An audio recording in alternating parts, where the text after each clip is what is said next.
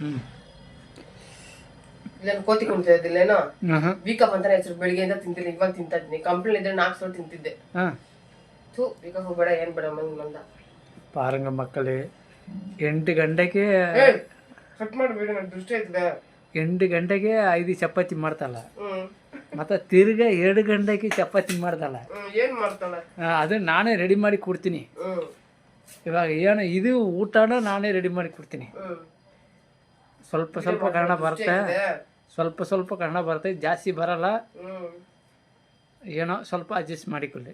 ಮಾಡ್ಕೊಳ್ಳಿ. ಹಾಂ, ಏನೋ ಅದೇನು ಉಪ್ಪಿನಕಾಯಿ ಹೌದಾ? ನಮ್ಕ ಹಿಂಗೆ ನಾಷ್ಟ ತಿಂದ್ಬಿಟ್ಟು ಕೂತಿದ್ದಲ್ಲ ಇನ್ನೇ. ಓ ಮೈ, ನಮಕ್ಕೆ ಎಲ್ಲ ಸಾಕು ಬೇಡ.